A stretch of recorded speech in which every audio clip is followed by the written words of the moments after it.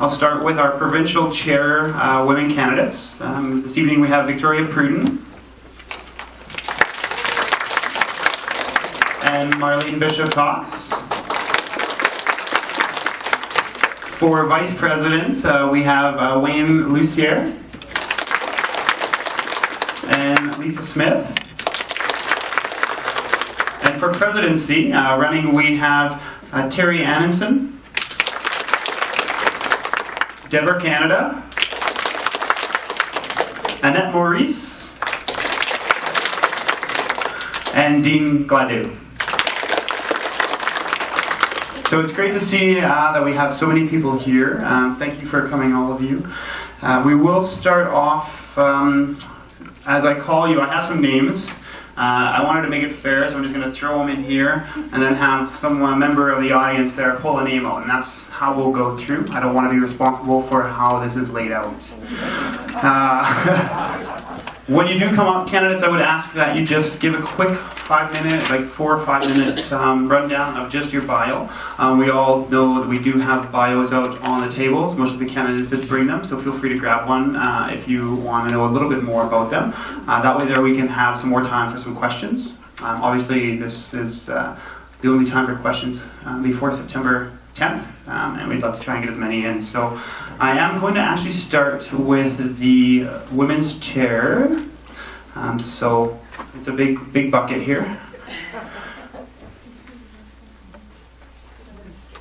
All right. We're going to start with Marlene Bishop-Cox.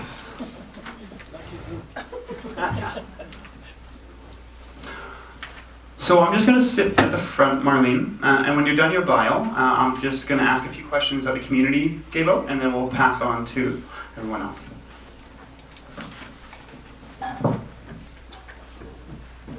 Gee, I'm glad to be here tonight. You can't hear me, right?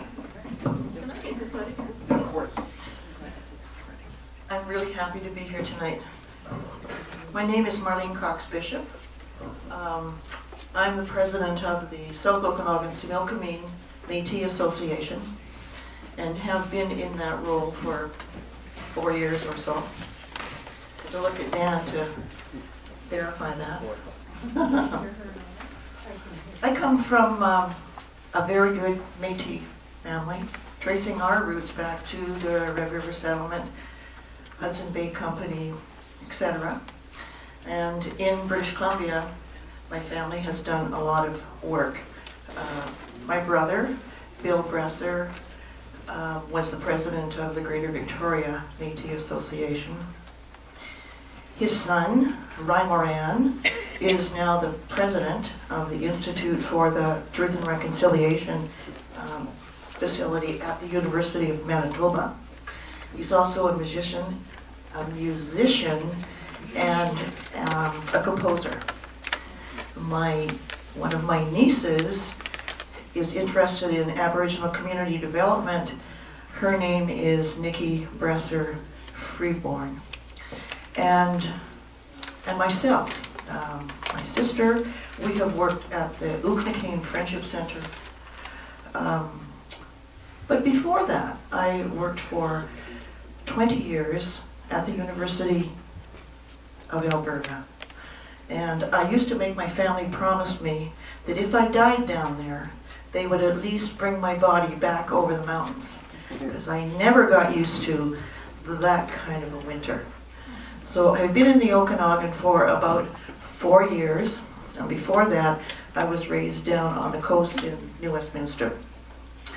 I have quite an extensive educational background. I have a Bachelor of Education from UBC. I have a Master of Fine Arts from an art school in Detroit. And I have a doctorate in education from Illinois State University. My interests in Aboriginal issues go right back through all of that. My research for my doctorate was with the Inuit of Baker Lake and Rankin Inlet, where I was working with Inuit children and their families. While I was at the University of Alberta, I helped to found the School of Native Studies. While I have been in, and I worked in a faculty that was primarily women, so I was sensitized to the issues that women have to deal with, especially in, if you've read that book of Many Tender Ties. It is a wonderful, sad story of the challenges that women faced as Canada grew. While I have been here in Penticton, I have run the women's beading group. Because of my fine arts background, that always interested me. But I've also been instrumental in helping them develop the smudging room up at the Royal Inland Hospital in Kelowna, so that Aboriginal groups and others can smudge in the hospital, which seems like an anathema to have smoke in the hospital. But through great fans and stuff, they're able to have smudging groups for Aboriginal folks. I've also been involved in Penticton with the Bereavement Society and also with the Bereavement Committee at the hospital. And what I found out in learning that is that the hospital recognizes Catholics and Anglican and Jehovah's Witnesses and Jewish people, but there was no Aboriginal person on the committee. And when I asked about that, they said, well, it hadn't really occurred to them, but they'd be happy to have an Aboriginal person. And when I went across the canal to Penticton Indian Band, they said, well, we don't want to be part of that because we have an oral tradition of end-of-life issues and we don't want it written down. So I have been struggling in Penticton. It's a huge area. My area is Penticton, Oliver, Osoyoos, Karameas, Headley, a large area. And I've been struggling to bring women in particular and their voices to the provincial table and also to our regional. Dan has been great in supporting all of that. And I think I'll end there and let someone else have a say. Thanks. I'd like to call up Victoria, if I may. I'm going to actually do the bios, and then I'll ask questions and allow each of you to answer them.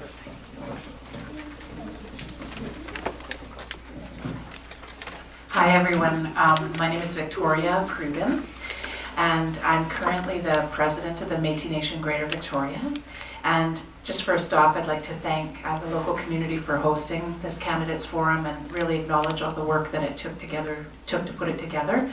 And I want to acknowledge all the candidates who made their way here. I think I've worked with just about all of you in one way or another over the past 10 years or so. So I just want to acknowledge the effort that it takes to do this and the commitment.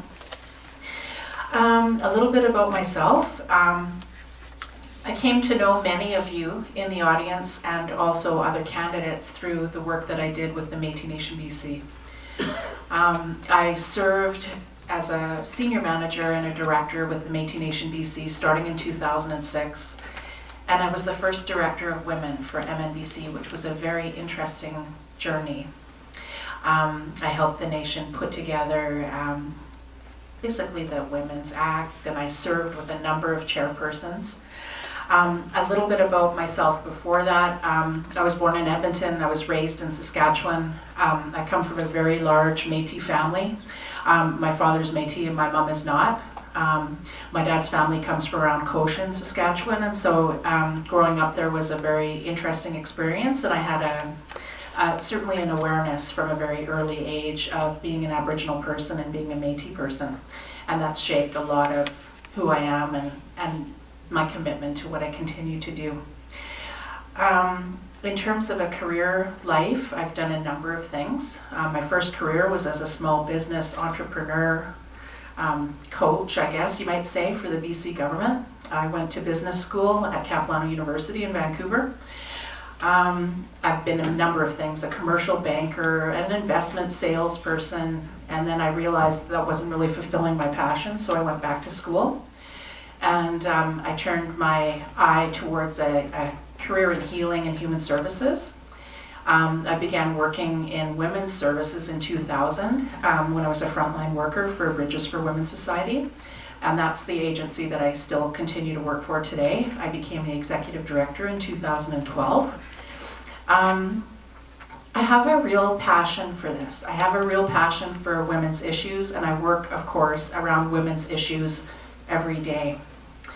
And when I was thinking about why I wanted to run for this position, I wasn't intending to. And then I thought, I've devoted so much of my life to serving women, to advancing women's needs in different areas, and also volunteering in my community. I was involved with my Metis local when I lived in Regina in '97, and when I moved to BC, I became active in the Metis community there. So pretty much every day for me consists of, taking care of my son and my family, taking care of women at work and making sure that we have the funding to do what we need to do, and serving the Metis community. And that's the way I live my life. I care about this position. I think that when we created the Metis Women of BC, we had a lot of really good ideas. And I'd like to build on the work of past people to help to actualize more of those things. So I left information about myself, and I look forward to any questions that people may have. Thank you.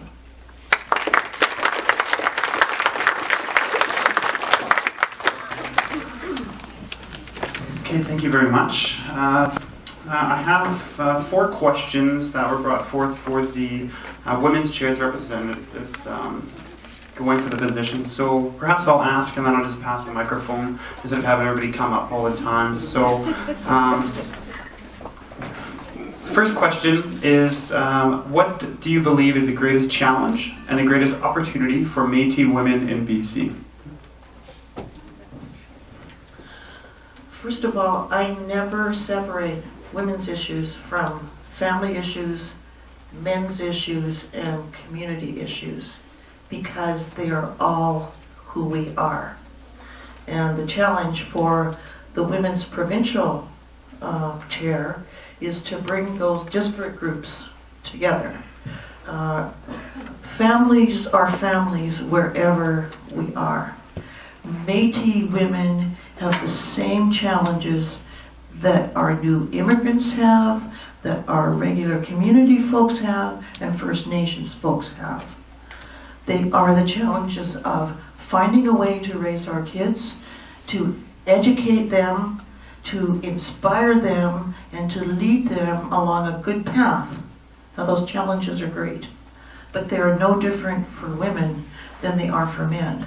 As it turns out, Métis women have really been the keystone, the center stone of the Métis people. They are who kept us together and in health.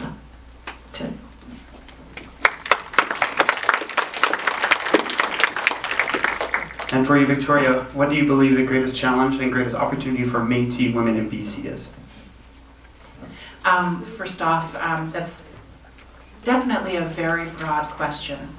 I come from the perspective of a person who works in community with women who are marginalized. So, of course, I'm working with women that have very specific needs around health, around mental health, around having the experience of trauma either in childhood or in adulthood.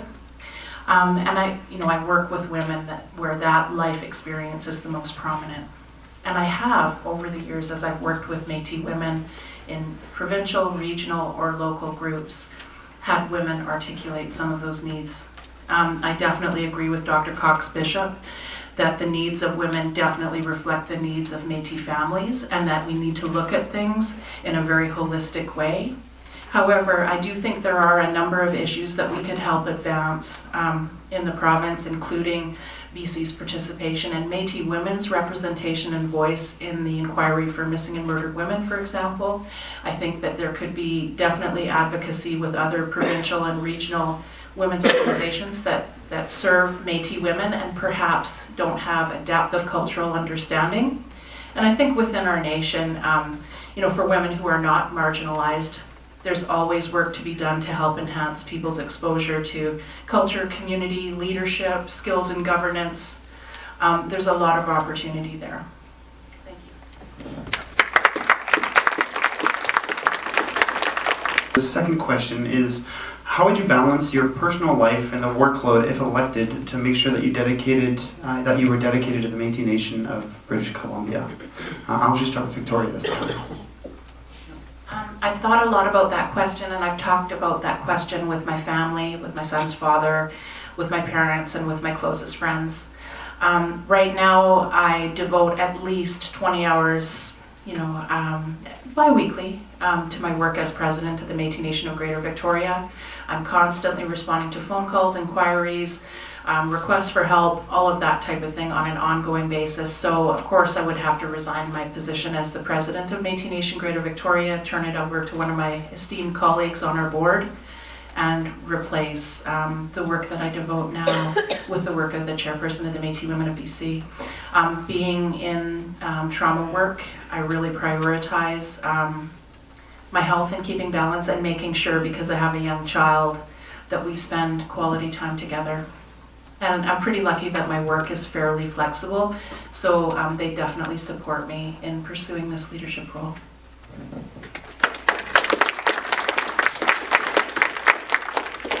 And Marlene, how would you balance your personal life and workload if elected to make sure that you dedicated time to the Métis Nation of BC?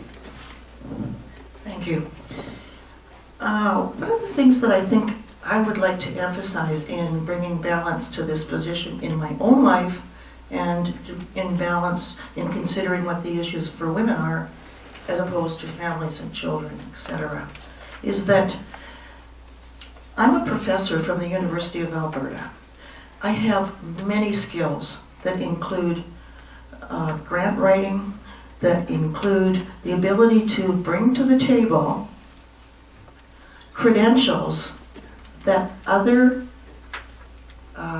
professional people and executives understand. They understand the education part of what I bring. But I don't mean to say that I also don't value reaching out to the community. When I worked at the Friendship Center, I was the roots caretaker who was responsible for doing the genealogical work with foster kids, Aboriginal foster kids, and reconnecting them to their past. And that was very valuable work for me. I also ran the traditional cooking classes that, for many people, they didn't know what a vegetable was, much less know how to prepare a venison roast. And so we learned together how to bring all of that tradition forward. Traditional women's work? Yeah, cooking. But many people in my classes were also men and children. The beading work is mostly with women, and I have 2 boys. They're grown, although I don't know that boys ever grow up, but they are in their 30s. So I don't have the same kinds of worries about balancing my family and my commitments that others might have. So I'm much freer in committing to this work on a higher level.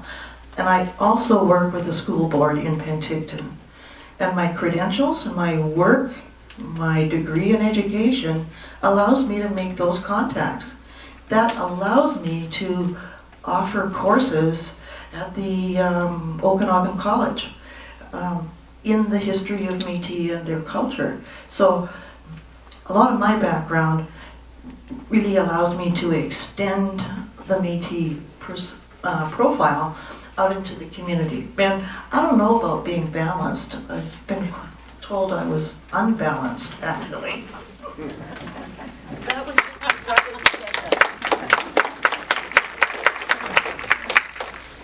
So the last question I have, and then I'll open up, we should have time for maybe 1 or 2 questions from the floor, if there is any, is what will you bring to the table that sets you apart from the other 2 candidates that are equally qualified? Yikes. I am certified as a drum circle facilitator, which means that I can bring to the table, or to the circle, a group of women who, through the experience of drumming together, explore their emotional life. That's one thing. I am certified by the Society for the Institute for People with Cancer, through knowing themselves through art. One of my areas of expertise is in health and healing through the arts. I am myself a practicing Métis artist, and I think my credentials actually set me apart from some of the other folks. Actually, my experience is very broad. Thanks.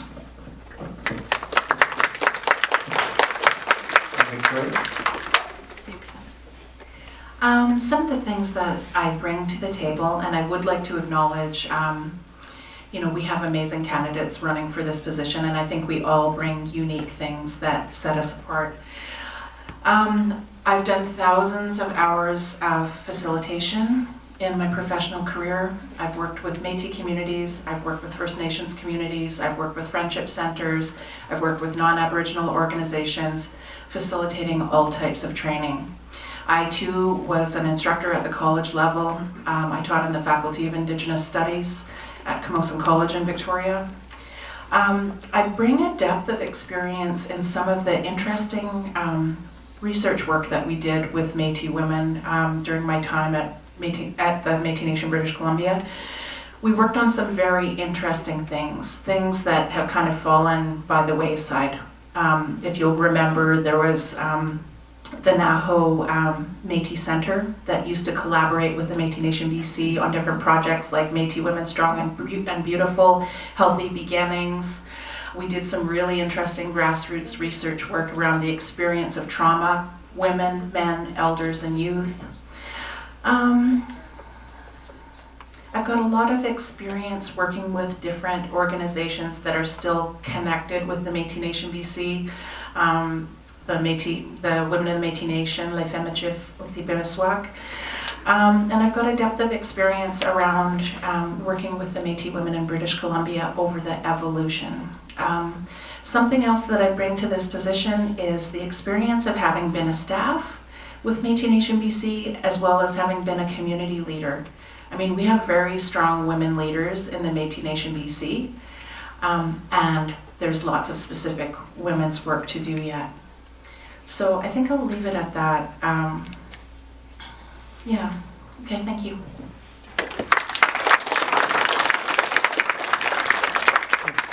Is there anyone in the audience that has a question? Would like any further? Okay. Oh, Mr. Pittman. Oh, thank you. I work full-time as a family counselor in Penticton. And I recognize that in the last couple of years, the Committee on Missing Women and Murdered Girls and Women has been very front and center. And while men are often the perpetrators, it's statistically known that men are a larger population of victims of murdered and missing women, boys and men. I think in that culmination of being perpetrator and victim, there's an essential role to still speak to that. And I'm just wondering from each of the candidates here how you feel about that and what efforts you might make to bring that to attention to the national body as well.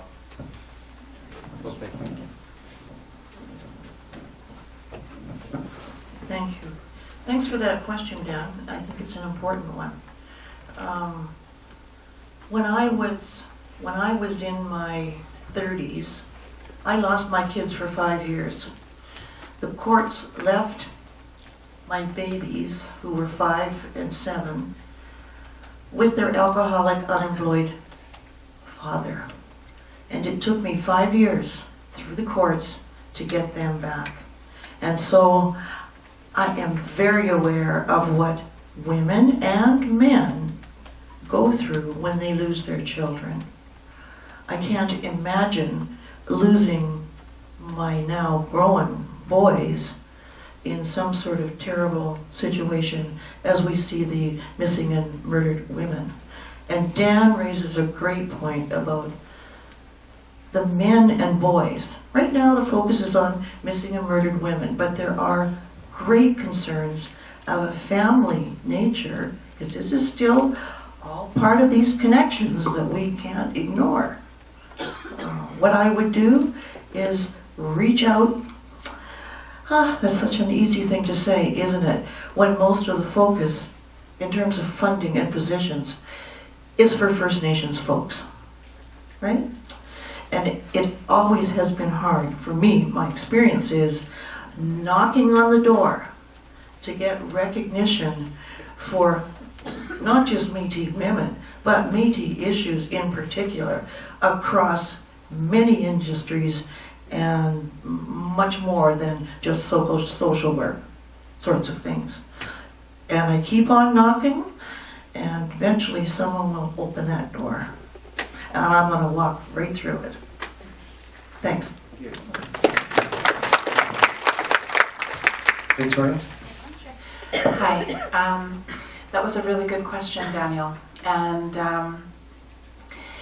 I think it speaks to a larger awareness that we have as Aboriginal people about vulnerability, about impacts of colonization, and about violence against Aboriginal people as a whole. I mean, look what just happened in Saskatchewan, where that young man was murdered under what seemed like horrific and very unfair circumstances. I definitely would continue to advocate for awareness of violence against all Aboriginal people, including men, boys, youth. And we know that not just the experience of residential school, but the experience that Métis men, youth, boys have had includes violence, includes all kinds of violence, sexual violence, physical violence, and being more likely to be murdered, right?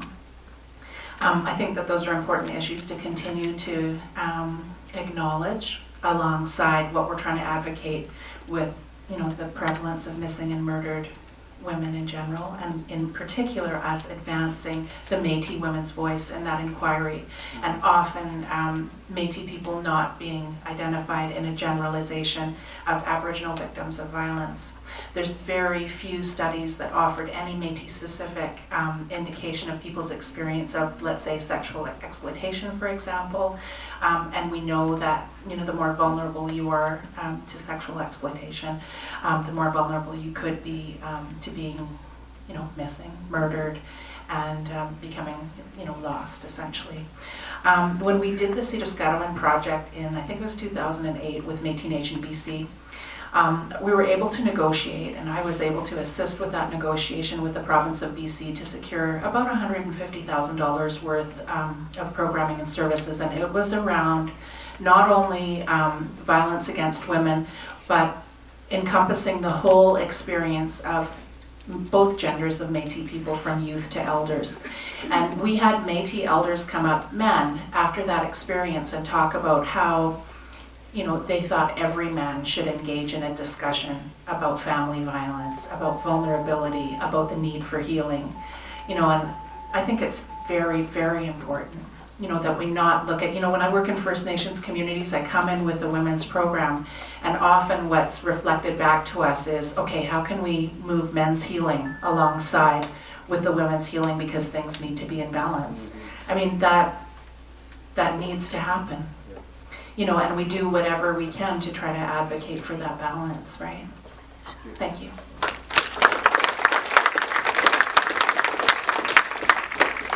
Okay, those are all great remarks. I'd like to hear it one more time for our provincial women's chair. Thank you very much. I'm going to go into the candidates that are here for the vice